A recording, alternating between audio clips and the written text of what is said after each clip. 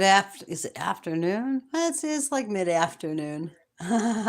This is Pamela, and you're listening to Watchman on the Pod. All right, we're going to continue, pick back up in our book reading, Babylon, Mystery Religion, Ancient and Modern by Ralph Woodrow. We are in chapter 11. Pagan Origin of Papal Office.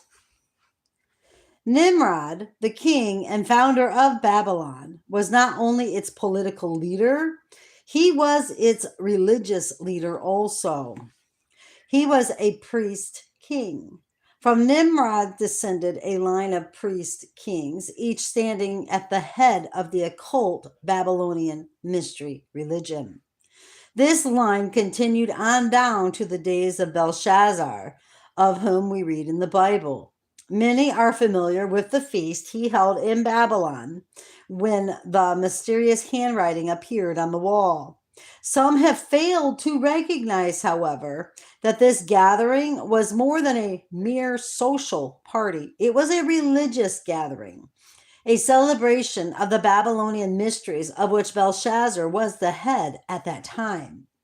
They drank wine and praised the gods of silver, of gold and silver, and of brass and of iron, of wood and stone. Daniel chapter 5, verse 4. Adding to the blasphemy of the occasion, they drank their wine from the holy vessels of the Lord, which had been taken from the Jerusalem temple. This attempt to mix that which was holy with that which was heathenism brought about divine judgment. Babylon was marked for doom. The ancient city is now in ruins, uninhabited, desolate. Jeremiah chapter 50, verse 39, and Jeremiah chapter 51, verse 62. There is a railroad which runs from Baghdad to Basra, which passes close by. A sign written in English and Arabic says, Babylon, halt, trains stop here to pick up passengers. The only passengers, however, are tourists who come to inspect the ruins. But though the city was destroyed, concepts that were a part of the old Babylonian religion survived. When Rome conquered the world, the paganism that had spread from Babylon and developed in various nations was merged into the religious system of Rome. This included the idea of a supreme pontiff, Pontifex Maximus. Thus, Babylonian paganism, which had originally been carried out under the rulership of Nimrod, was united under the rulership of one man at Rome, Julius Caesar. It was the year 63 BC that Julius Caesar was officially recognized as the Pontifex Maximus of the mystery religion now established at Rome. To illustrate how this title was used by the Caesars, we show here an old Roman coin of Augustus Caesar, BC 2714. There you go.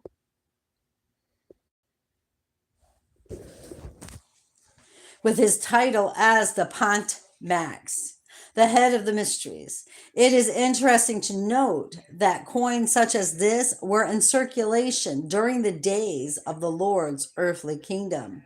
And they brought unto him a penny and said unto them, I said that so wrong, forgive me. And they brought unto him a penny, and he saith unto them, whose is this image and superscription? And they said unto him, Caesar's. Matthew chapter 22, verse 17 and 22. The Roman emperors, including Constantine, continued to hold the office of Pontifex Maximus until 376, when Gratian, for Christian reasons, refused it. He recognized this title and office as idolatrous and blasphemous. By this time, however, the Bishop of Rome had risen to political power and prestige. Consequently, in 378, Demeas, Bishop of Rome, was elected the Pontifex Maximus, the official high priest of the mysteries. Since Rome was considered the most important city in the world, some of the Christians looked to the Bishop of Rome as Bishop of Bishops and head of the church. This produced a unique situation. One man was now looked to as head by both Christians and pagans.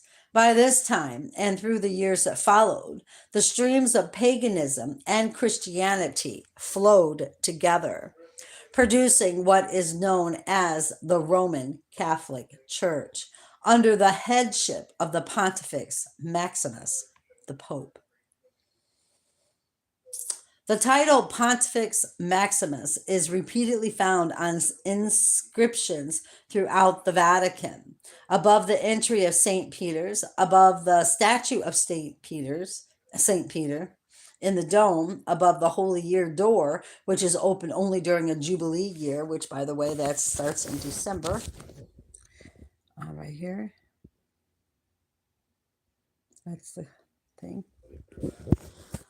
The accompanying medal struck by Pope Leo X just before the Reformation illustrates one of the ways that the title Pont Max has been used by the popes. But how could a man be at one and the same time both the head of the church and the Pontifex Maximus, the head of the pagan mysteries? In an attempt to cover this discrepancy, church leaders sought for similarities between the two religions. They knew that if they could find even a few points that each side had in common, both could be merged into one. For by this time, most were not concerned about details. They desired numbers and political power. Truth was secondary. One striking similarity was that the supreme pontificate of paganism bore the Chaldean title Peter, or interpreter, the interpreter of the mysteries. Isn't that something else? Here was an opportunity to Christianize the pagan office of Pontifex Maximus, the office the Bishop of Rome now held, by associating the Peter or Grand Interpreter of Rome with Peter the Apostle.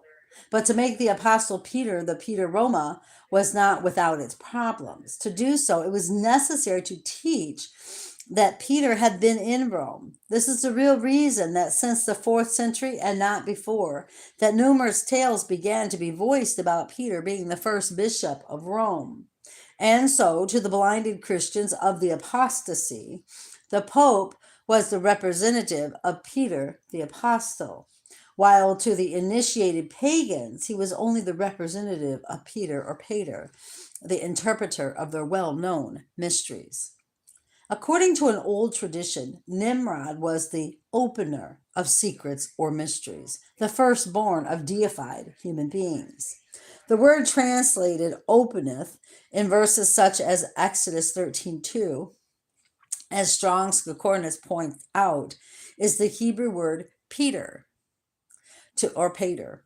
To what extent this thing such as this may have influenced traditions that have been handed down about Peter in Rome, we cannot say. Since the Apostle Peter was known as Simon Peter, it is interesting to note that Rome not only had a Peter, an opener or interpreter of the mysteries, but also a religious leader named Simon who went there in the 1st century. In fact, it was the Simon who had practiced sorcery in Samaria, Acts chapter 8, verse 9, that later went to Rome and founded a counterfeit Christian religion there. Because this sounds so bizarre, in order to make it clear there is no bias on our part, we quote the following right from the Catholic Encyclopedia about this Simon. Justin Martyr, quote, Justin Martyr and other early writers inform us that he afterwards went to Rome, worked miracles there by the power of demons, and received divine honors both in Rome and in his own country. Though much extravagant legend afterwards gathered around the name of this Simon, it seems nevertheless probable that there must be some foundation in fact for the account given by Justin and accepted by Eusebius. The historical Simon Magus, no doubt, founded some sort of religion as a counterfeit of Christianity, in which he claimed to play a part analogous, and it's Analogous to that of Christ. We know that the Romanist Church became expert in taking various ideas or traditions and mixing them together into its one united system of religion. If Simon did build up a following in Rome, if he received divine honors, if he founded a counterfeit Christian religion in which he played a part analogous to Christ, is it not possible that such ideas could have influenced later traditions? Perhaps this Simon, being in Rome, was later confused with Simon Peter. The popes have claimed to be Christ in office on earth. Apparently, Simon the sorcerer made the same claim in Rome, but we never read of any such claim being made by Simon Peter, the apostle. Another mixture at Rome involved keys. For almost 1,000 years, the people of Rome had believed in the mystic keys of the pagan god Janus and the goddess Sibyl. In Mithraism, one of the main branches of the mysteries that came to Rome, the sun god carried two keys. When the emperor claimed to be successor of the gods and the supreme pontiff of the mysteries, the keys came to be symbols of his authority. Later, when the Bishop of Rome became the Pontifex Maximus in about 378 AD, he automatically became the possessor of the mystic keys. This gained recognition for the Pope from the pagans, and again, there was the opportunity to mix Peter into the story. Had not Christ said to Peter, I will give unto thee the keys of the kingdom of heaven? Matthew 16:19. It was not until 431, however, that the Pope publicly claimed that the keys he possessed were the keys of authority given to the Apostle Peter. This was over 50 years after the Pope had become the Pontifex Maximus, the possessor of the keys. For example, of how the keys are shown as symbols of the Pope's authority. See the large fan? Well, we'll see that in a minute on page 89, so we won't forget that.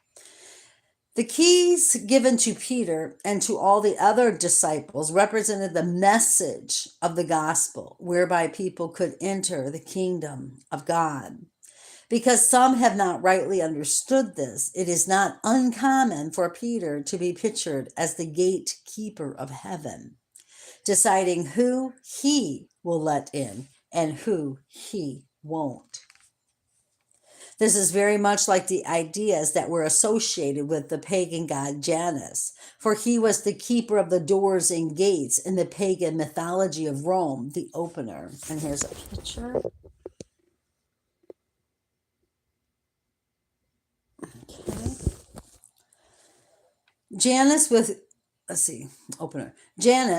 key in hand is shown in the above drawing, which I just showed you. He was represented with two faces, one young, the other old, a later version of Nimrod incarnated in Tammuz. It is interesting to notice that not only was the key a symbol of Janus, the cock was also regarded as sacred to him. And you see that, I don't know if you noticed the rooster there. There it is. There was no problem to link the cock with Peter, for had not a cock crowed on the night that he denied the Lord?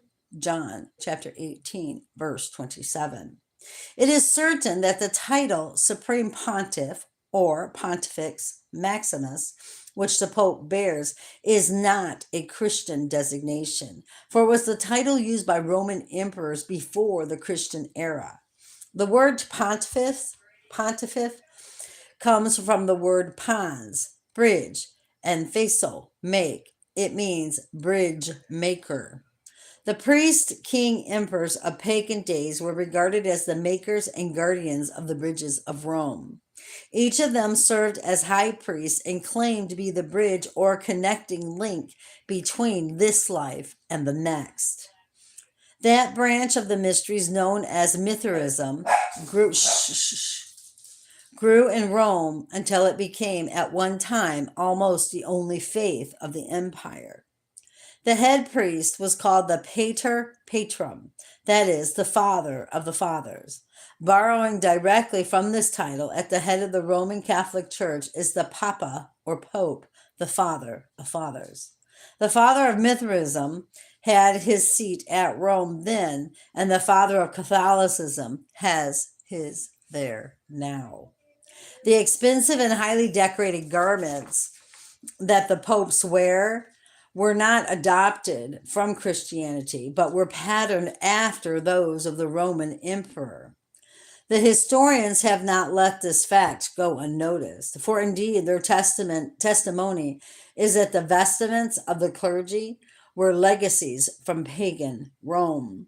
The tiara crown that the popes wear, though decorated in different ways at different times, is identical in shape to that worn by the gods or angels that are shown on ancient pagan Assyrian tablets.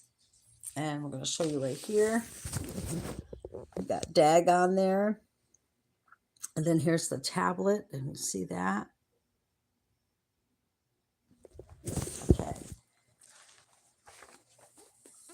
It is similar to that seen on Dagon, the fish god. Cross-reference the tiara pictured on page 94, which that's later on. Dagon was actually but a mystery form of the false Babylonian savior. The name Dagon comes from dag, a word commonly translated fish in the Bible, and means fish god. Though it originated in the paganism of Babylon, Dagon worship became especially popular among the heathenistic Philistines. Judges chapter 16, verses 21 through 30, and 1 Samuel chapter 5, verses 5 through 6. The way that Dagon was depicted on the Mesopotamia sculpture is seen in the drawing above, which I had showed you, but let me just bring back to your memory.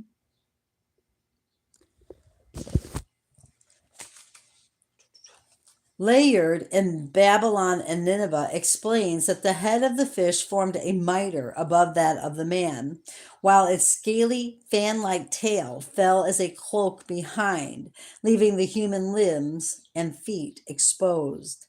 Later in the development of things, just the top portion remained as a mitre, with the jaws of the fish slightly open. On several pagan Maltese coins,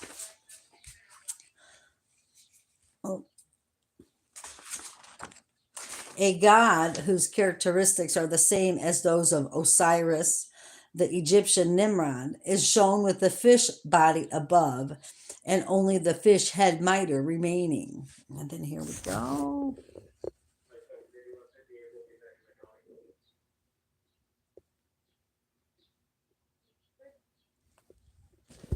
Okay.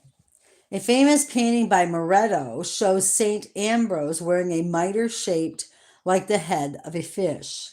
This same type of mitre is worn by the Pope as seen in the sketch of Pope Paul VI. And here he is down here.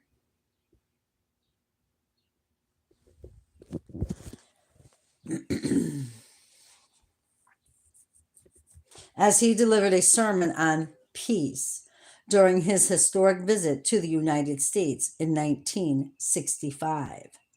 The picture on page 89 also shows the fish head mitre. We're not at 89 yet. H.A. Ironside says that the Pope is the direct successor of the high priest of the Babylonian mysteries and the servant of the fish god Dagon, for whom he wears, like his idolatrous predecessors, the fisherman's ring. Again, in mixing paganism and Christianity together, similarities made the mixture less obvious. In this case, since Peter had been a fisherman, the fish god ring with the title Pontifex Maximus inscribed on it was associated with him. But a ring like this was never worn by Peter the Apostle. No one ever bowed and kissed his ring. He probably didn't even have one, for silver and gold had he none. Acts chapter 3. Another clue to help us solve the mystery of Babylon modern may be seen in the use of the pallium, which the Pope wears over his shoulders. The unabridged dictionaries define it as a garment that was worn by the pagan clergy of Greece and Rome before the Christian era. In modern times, the pallium is made of white wool, which is taken from two lambs which have been blessed in the Basilica of St. Agnes, Rome. And then here we go.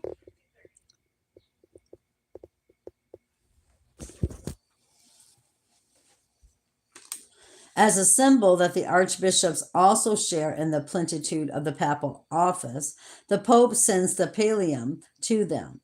Before it is sent, however, it is laid all night on the supposed tomb of St. Peter, such a practice being a copy of paganism that was practiced among the Greeks. For centuries, the Romanist Church claimed to possess the very chair in which Peter had sat and ministered at Rome. The Catholic Encyclopedia explains that the plates on the front of this chair show fabulous animals of mythology, as well as the fabled laborers of Hercules. In another volume of the Catholic Encyclopedia, we find these words: Gilgamesh, whom mythology transformed into a Babylonian Hercules, would then be the person designated by the biblical Nimrod. It is curious that Nimrod is likened to Hercules, and carvings associated with Hercules appears on the so-called chair of Peter. None of these things would cause us to think of this chair as being a Christian origin. A scientific commission appointed by Pope Paul in July 1968 has now reported that no part of the chair is old enough to date from the days of Peter. In the official report on the carbon dating and other tests, it has been determined that the chair is no older than the 9th century. Clearly, the old ideas about Peter's chair were interesting, but not accurate. And this right here is the Pope about ready to kiss the foot of Peter there. Okay. Near the high altar of St. Peter's is a large bronze statue, supposedly of Peter. This statue is looked upon with the most profound veneration, and his foot has been kissed so many times that the toes are nearly worn away. And I just talked about that last time. And yeah, it's pretty messed up.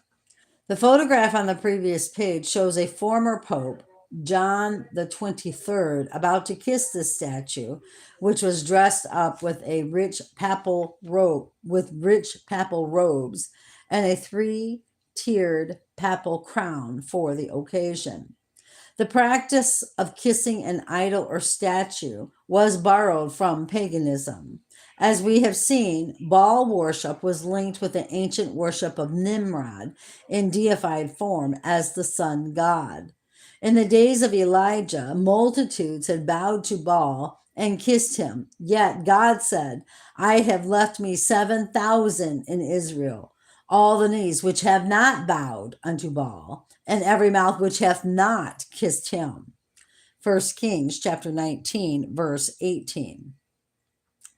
In one of his mystery forms, Nimrod, incarnated in the young Tammuz, was represented as a calf. Statues of calves were made, worshipped, and kissed.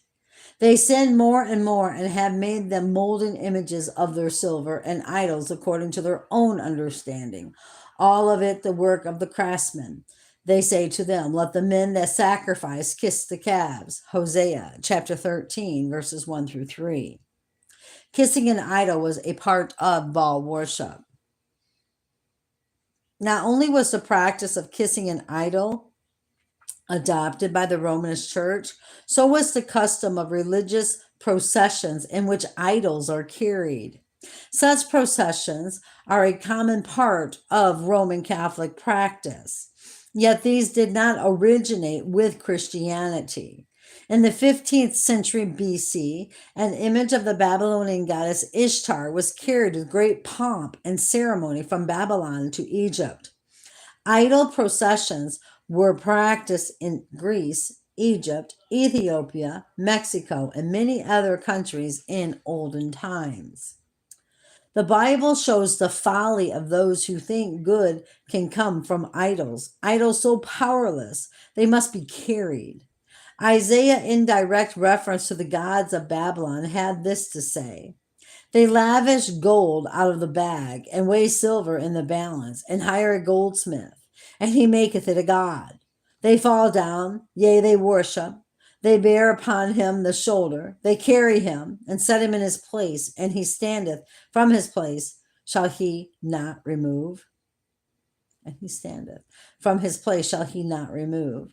Isaiah chapter 46, verses 6 and 7.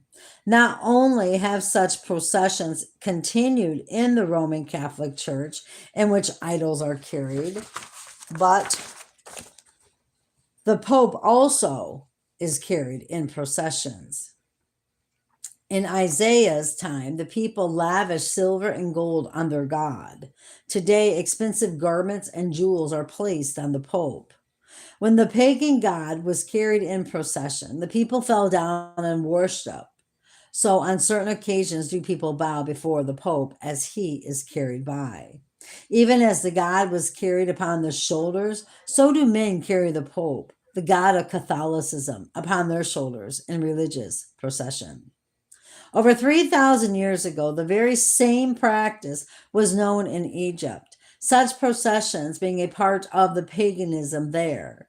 The illustration on the next page shows the ancient priest king of Egypt being carried through worshipful crowds by 12 men. A comparison of the papal procession of today and the ancient pagan procession of Egypt shows that the one is a copy of the other. And here's the Pope being carried. There he is. That's a big crown he's got on. And then here's the picture of the Egyptians carrying their thing. Priest king, whatever it is. In the drawing of the Egyptian priest king, we notice the use of the fabulum, a large fan made of feathers. This was later known as the mystic fan of Bacchus. And even as this fan was carried in procession with the pagan priest king, so also are their fans carried with the Pope on state occasions. As the Encyclopedia Britannica says, when going to solemn ceremonies, the Pope is carried on the sedia, a portable chair of red velvet with a high back, and escorted by two fabella of feathers. That these processional fans originated in the paganism of Egypt is known and admitted even by Catholic writers. The 4 strong iron rings in the legs of the chair of Peter were intended for carrying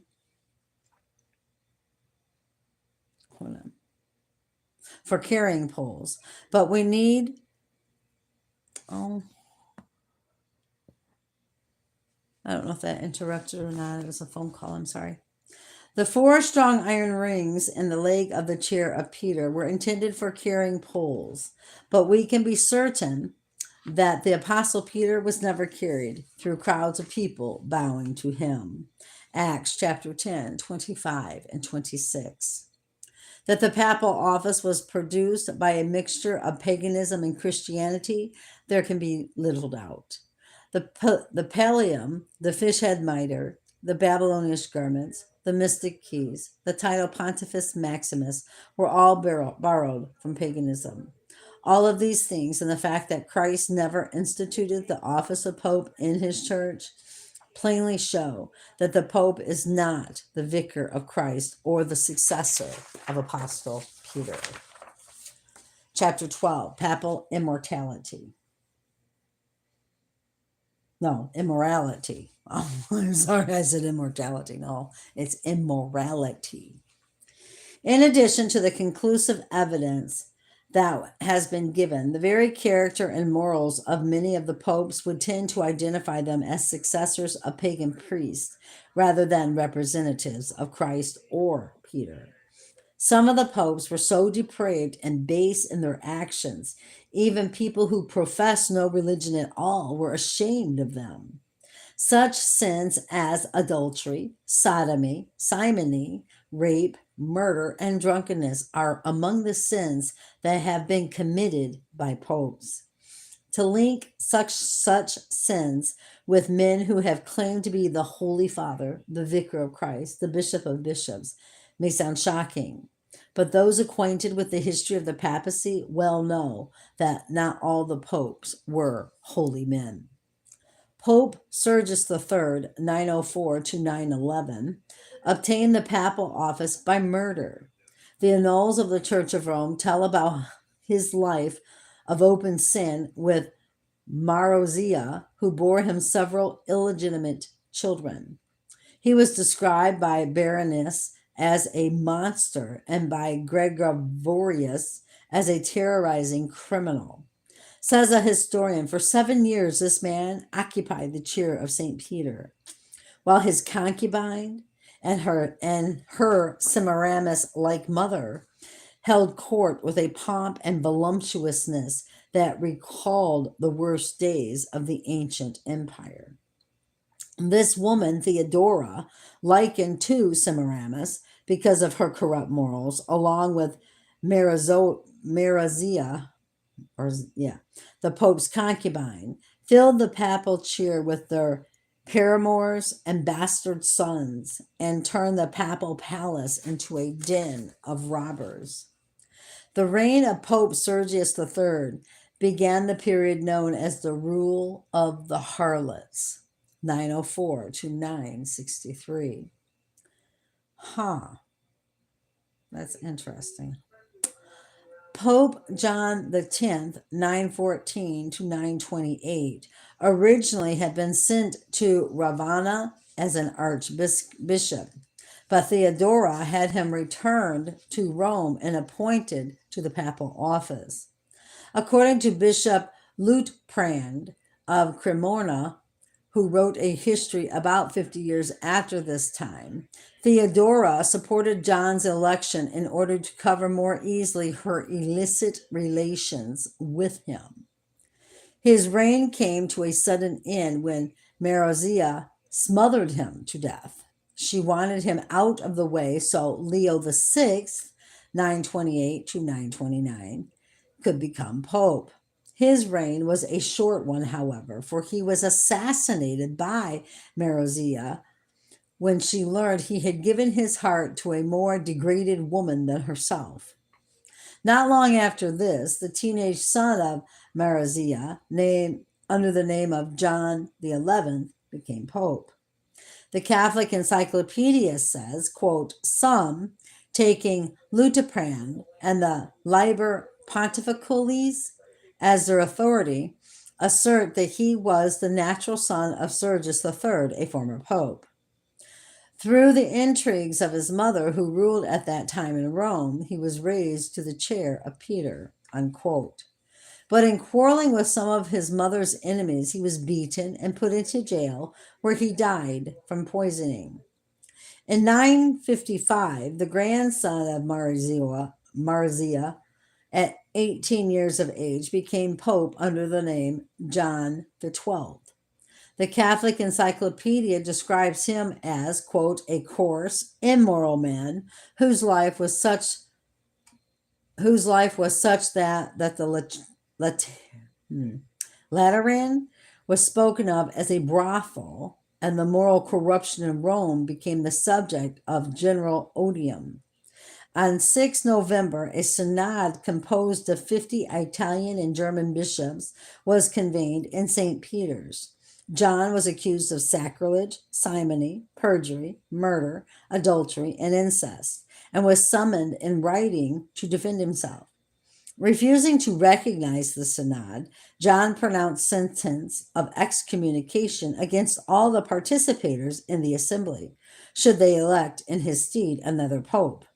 John the 12th took bloody vengeance on the leaders of the opposite party.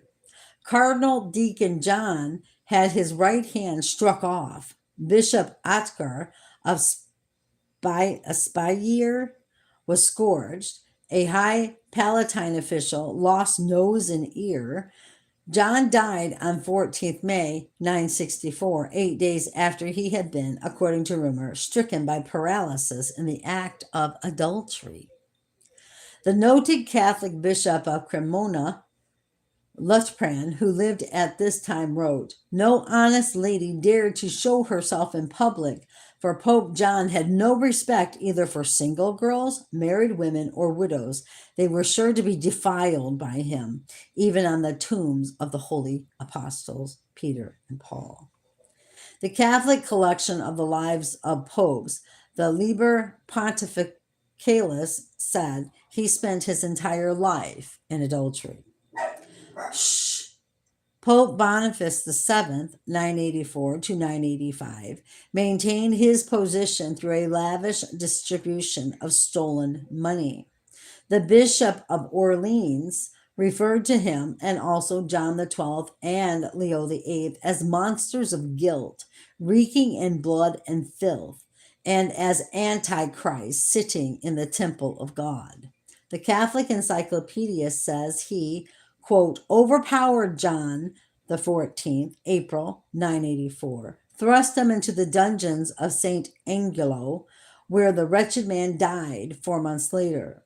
For more than a year, Rome endured this monster steeped in the blood of his predecessors. But the vengeance was terrible. After his sudden death in July 985, due in all probability to violence, the body of Boniface was exposed to the insults of the populace, dragged through the streets of the city, and finally, naked and covered with wounds, flung under the statue of Marcus Aurelius. The following morning, compassionate clerics removed the corpse and gave it a Christian burial, unquote. Next came Pope John the 15th, 985 to 996, who split the church's finances among his relatives and earned for himself the reputation of being covetous, a filthy lucre, and corrupt in all his acts. Benedict VIII, 1012 to 1024, bought the office of Pope with open bribery. The following Pope, John the 14th, also bought the papacy. Being a layman, it was necessary for him to be passed through all the clerical orders in one day. After this, Benedict IX, 1033 to 1045, was made pope as a youth 12 years old, or some accounts say 20, through a money bargain with the powerful families that ruled Rome.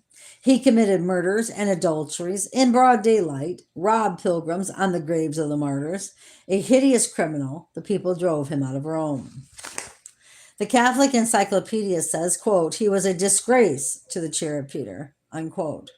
Simony, the buying and selling of the papal office, became so common and corruption so pronounced that the secular rulers stepped in. King Henry III appointed Clement II, 1046 to 1047, to the office of Pope, because no Roman clergy could be found who was free of the pollution of simony and fornication. A number of the popes and committed murderers had Innocent III, 1198 to 1216, surpassed all his predecessors in killing. Though he did not do the killing personally, he promoted the most devilish thing in human history, the Inquisition. Estimates of the number of heretics that Innocent, not so innocently, had killed run as high as 1 million people. For over 500 years, popes used the Inquisition to maintain their power against those who did not agree with the teachings of the Romanist Church. Now, earlier, if you don't remember, they said on page 94, the picture of that one mitre. There's that. and that is Pope Boniface VIII.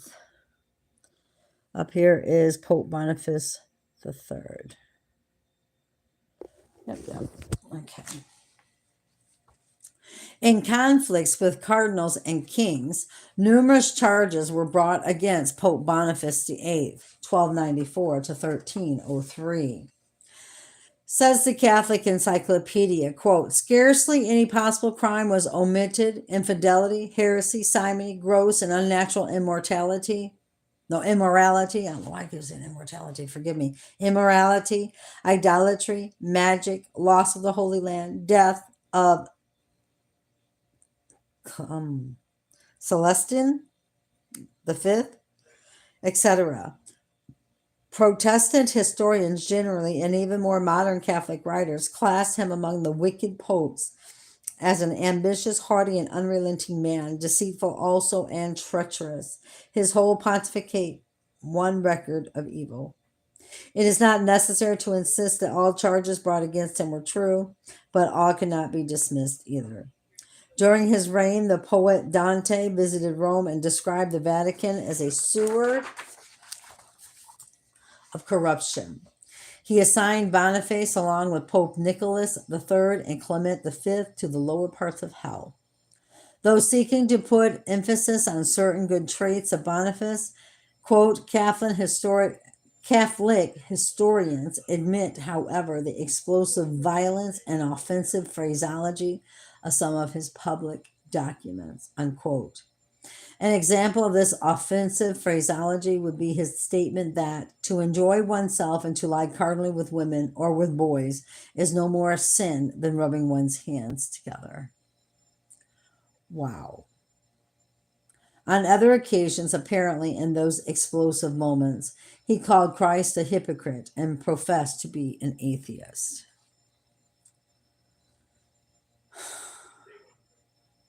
Yet, and this sounds almost unbelievable, it was this pope that in 1302 issued the well-known Unum Sanctum, which officially declared the Roman Catholic Church is the only true church, outside of which no one can be saved, and says, we therefore assert, define, and pronounce that it is necessary to salvation to believe that every human being is subject to the pontiff of Rome.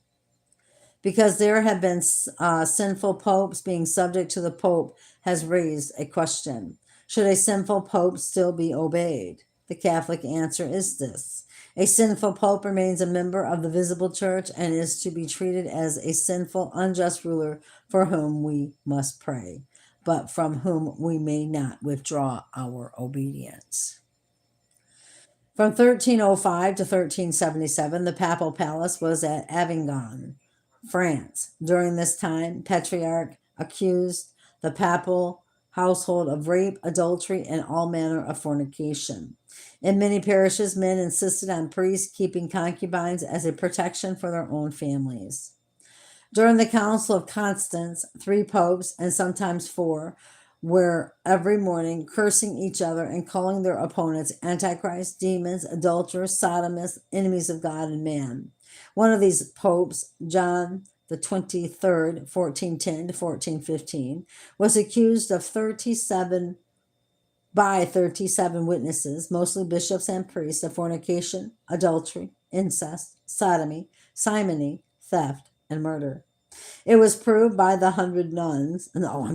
was proved by a legion of witnesses that had been seduced and violated 300 nuns. His own secretary, Neum, said that he had a Boulogne kept a harem where not less than 200 girls had been the victims of his lubricity. Altogether, the council charged him with 54 crimes of the worst kind. A Vatican record offers this information about his immoral reign. Quote, his lordship, Pope John, committed perversity with the wife of his brother, incest with holy nuns, intercourse with virgins, adultery with the married, and all sorts of sex crimes. Wholly given to sleep and other carnal desires, totally adverse to the life and teaching of Christ. He was publicly called the devil incarnate, unquote.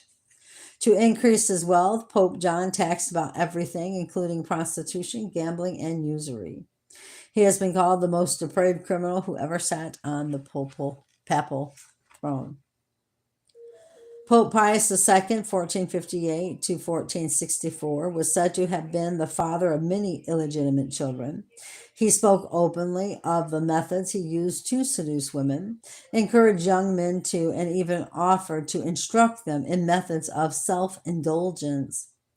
Pius was followed by Paul II, 1464 to 1471, who maintained a house full of concubines. His papal tiara outweighed a palace in its worth. Next came Pope Sixtus IV, 1471 to 1484, who financed his wars by selling church offices to the highest bidders and used the papacy to enrich himself with his relatives. He made 8 of his nephews cardinals, while as yet some of them were mere boys. In luxurious and lavish entertainment, he rivaled the Caesars. In wealth and pomp, he and his relatives surpassed the old Roman families. Pope Innocent VIII, 1484 to 1492, was the father of 16 children by various women. Some of his children celebrated their marriages in the Vatican. The Catholic Encyclopedia mentions only 2 illegitimate children, Francesco and Teodonia, from the days of his licentious youth. Like numerous other popes, he multiplied church offices and sold them for vast sums of money. He permitted bullfights on St. Peter's Square. Next came Rodrigo Borgia, who took the name of Alexander VI, 1492 to 1503. Having won his election to the papacy by bribing the cardinals, before becoming pope, while as cardinal and archbishop, he lived in sin with a lady of Rome.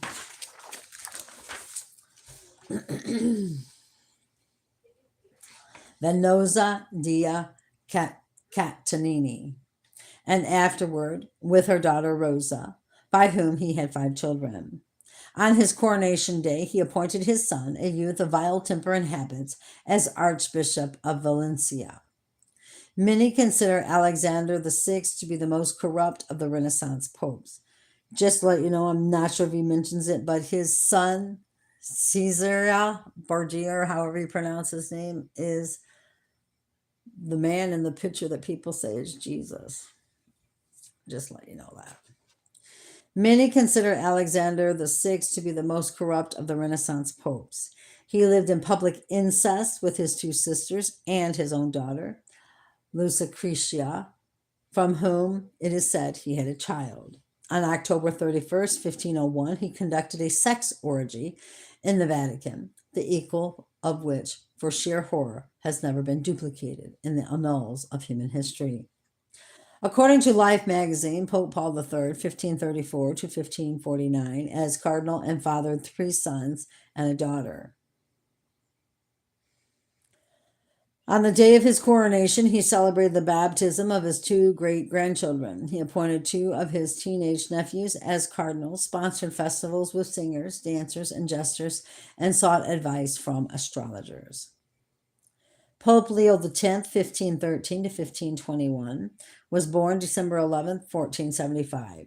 He received tonsure at age 7, was made an abbot at 8, and a cardinal at 13. The illustration given above shows the bull of Pope Leo X. And here we go.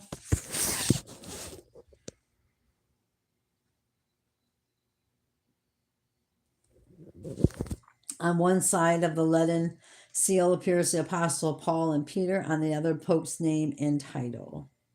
The word bull, from a Latin word linked with roundness, was first applied to the seals which authenticated papal documents and later to the documents also.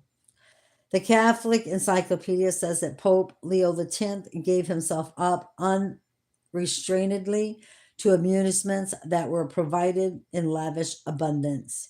He was possessed by an insatiable love of pleasure. He loved to give banquets and expensive entertainments, occupied by revelry and carousing.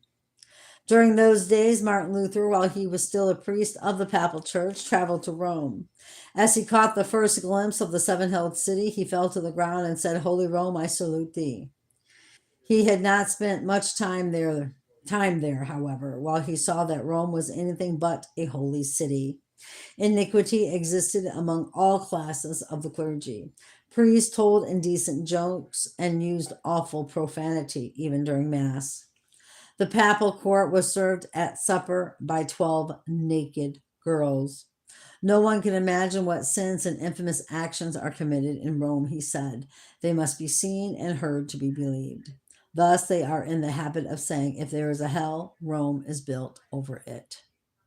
One day during Luther's visit to Rome, he noticed a statue on one of the public streets that led to St. Peter's, the statue of a female pope. Because an object of disgust to the popes, no pope would ever pass down that certain street.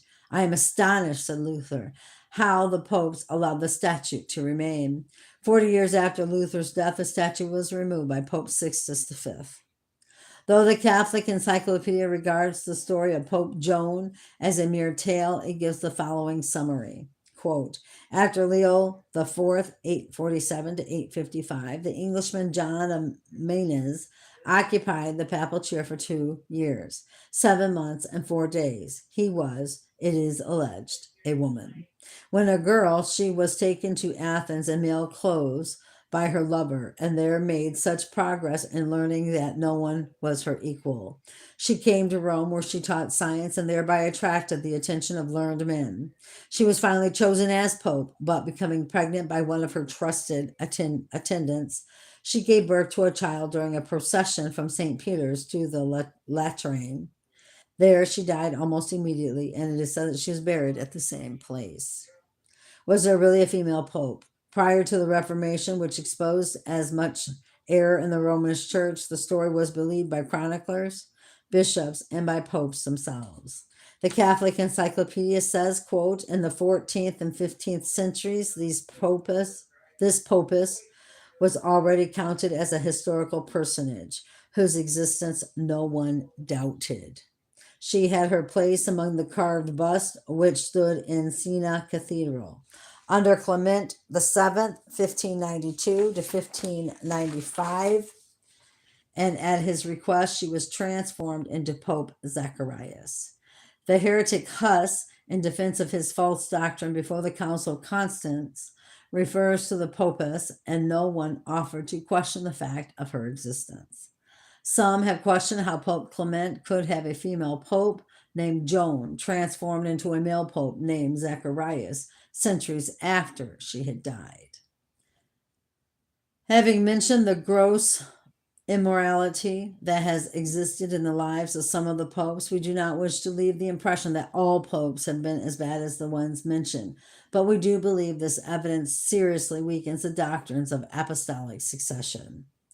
The claim that the Roman Catholic Church is the one true church because it can trace the line of popes back to Peter, is this really an important point? If so, each of these popes, even those who were known to be immoral and cruel, must be included. There is even the possibility of a female pope to make the succession complete. But salvation is not dependent on tracing a line of popes back to Peter, or even on a system of religious claiming to represent Christ. Salvation is found in Christ alone. Chapter 13. Are popes infallible?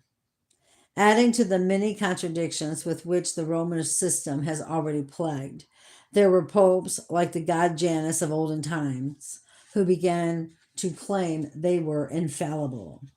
People naturally question how infallibility could be linked to the papal office when some of the popes had been very poor examples in morals and integrity. And if the infallibility be applied only to the doctrines pronounced by the Pope, how was it that some popes had disagreed with other popes? Even a number of the popes, including Virilinus, Innocent III, Clement IV, Gregory XI, Hadrian VII, and Paul IV, had rejected the doctrines of papal infallibility. Just how could all this be explained in an acceptable manner and formulated into a dogma? Such was the task of the Vatican Council of 1870. The council sought to narrow the meaning of infallibility down to a workable definition, applying such only to papal pronouncements made ex cathedra.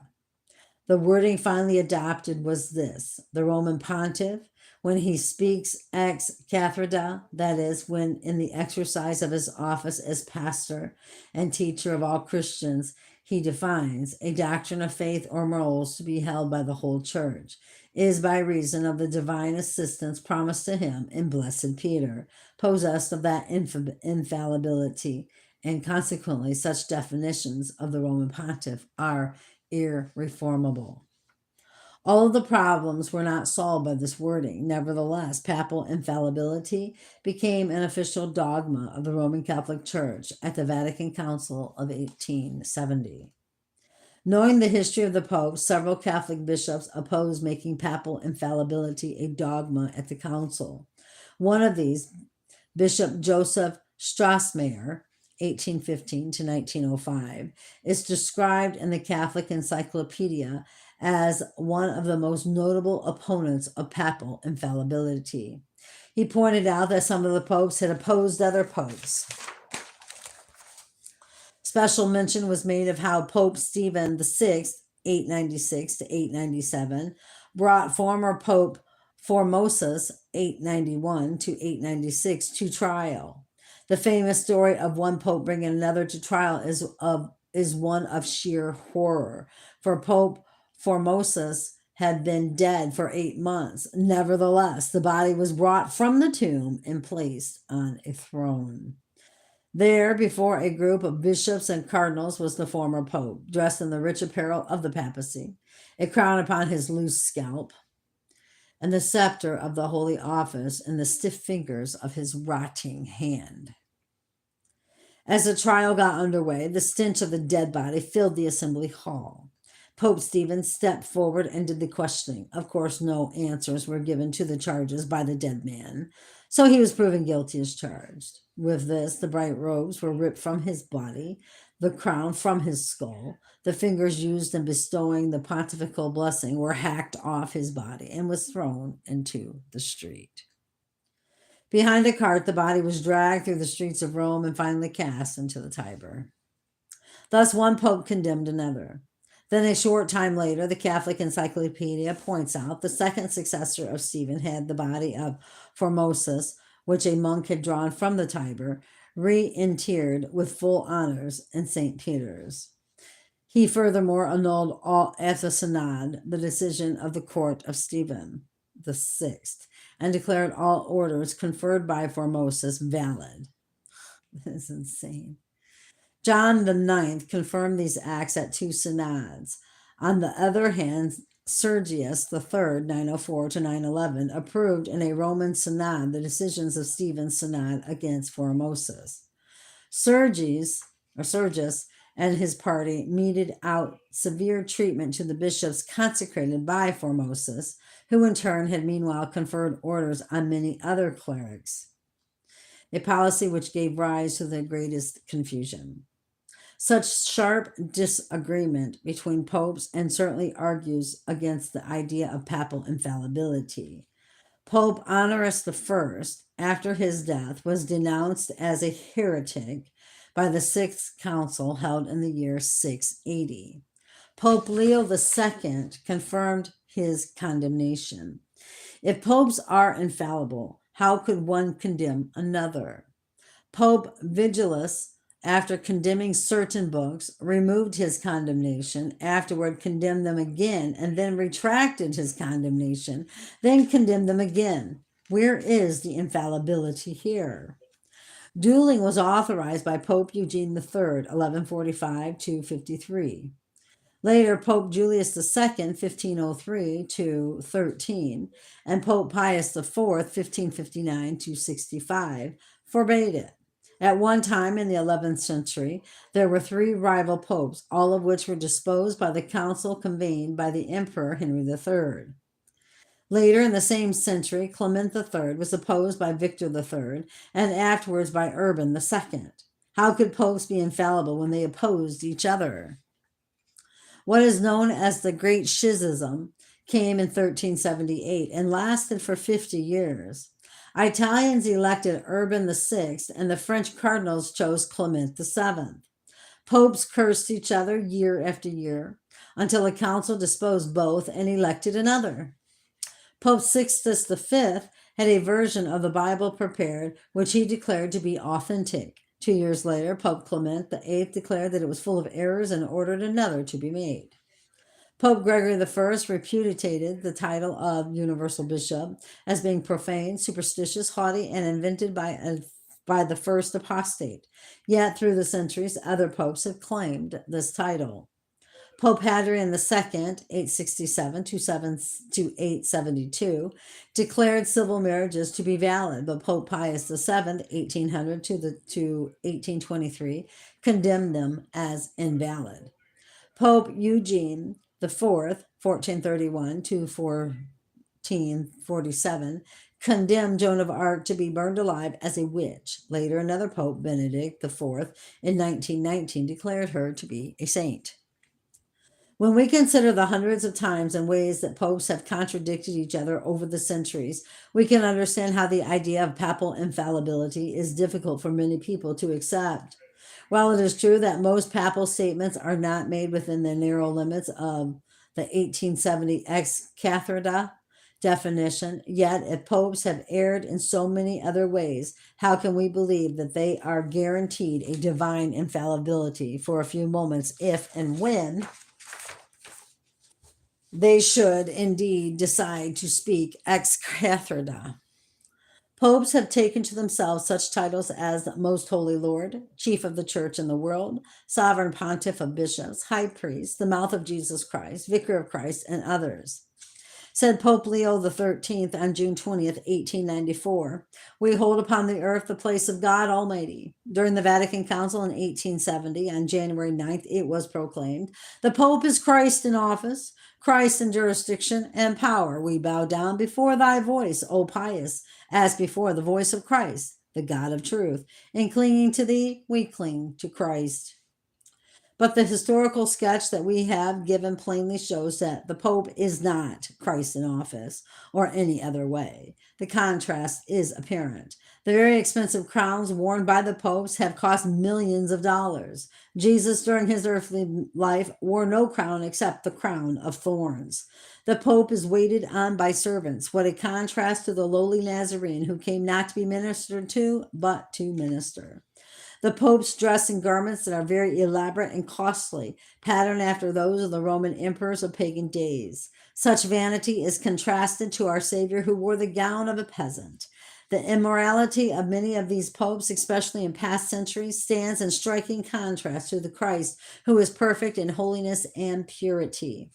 In view of these things, we believe the claim that the Pope is the vicar of Christ is without any basis in fact. As early as the year 1612, it was pointed out, as Andreas Hellwig did in his book Roman Antichrist, that the title Vicar of Christ has a numerical value of 666. Written as Vicar of the Son of God in Latin, Vicarius Filii Dei, the letters which numerical value are these: I equals 1, used 6 times. L equals 50. V equals 5, C equals 100, and D equals 500. When these are all counted up, the total is 666. This number reminds us, of course, of Revelation 13:18. Let him that hath understanding count the number of the beast, for it is the number of a man, and his number is 666. It should be pointed out in all fairness, however, that numerous names and titles, depending on how they are written or which language is used, can produce this number. The examples given here will be of special interest because they are linked with Rome and Roman Catholicism. According to Hislop, the original name of Rome was Saturnia, meaning the city of Saturn. Saturn was the secret name revealed only to the initiates of the Chaldean mysteries, which in Chaldee was spelled with 4 letters, T-U-R. In this language, S was 60, T was 400, U was 6, and R was 200, a total of 666. Nero Caesar was one of the greatest persecutors of Christians and emperor of Rome at the height of its power. His name was written in Hebrew letters equals 666. The Greek letters of the word Latinios, or Latin, the historical language of Rome in all its official arts, amount to 666. In Greek, L is 30, A is 1, T is 300, E is 5, I is 10, and N is 50. 0 is 70, and S is 200, a total of 666. This was pointed out by Irenaeus as early as the 3rd century. This same word also means Latin man and is but the Greek form of the name Romulus, from which the city of Rome is named. This name in Hebrew, Ramith, also totals 666. Unlike the Greeks and Hebrews, the Romans did not use all letters of their alphabet for numbers. They used only 6 letters, D, C, L, X, V, and I. All other numbers were made up of combinations of these. It is interesting and perhaps significant that the 6 letters which make up the Roman numeral system, when added together, total exactly 666. Turning to the Bible itself, in the Old Testament, we read that King Solomon each year received 666 talents of gold. 1 Kings chapter 10, verse 14. This wealth played an important part in leading him astray. In the New Testament, the letters of the Greek word euphoria or euporia, from which the word wealth is translated, total 666. Out of all the 2,000 Greek nouns of the New Testament, there is only one other word that has this numerical value, the word paradosis, translated tradition. Wow, I'm like dumbstruck right now. Acts 19:25, Matthew 15:2. Wealth and tradition, interestingly enough, were the 2 great corruptors of the Roman Church. Wealth corrupted in practice, and honesty, tradition corrupted in doctrine. Wow. And down here in asterisk, it has the M, has now come to be used as a Roman numeral representing 1,000. But as E.W. Bullinger points out in his book, Numbers in Scripture, page 284, originally 1,000 was written as CI with another C turned around. That is CI and then a C turned around. This was later simplified into, looks like a Y, but I'm not sure, and finally as an M. Wow, that's a lot to take in at one time. Seriously, that's just craziness. I don't even know what to say. But that concludes those chapters. Next time we will pick up in chapter 14. Maybe later today. I can't say for sure. I do not know. It's very possible. What time is it? It's only 5:16. So yeah, I've got hours before bed. I'm tired.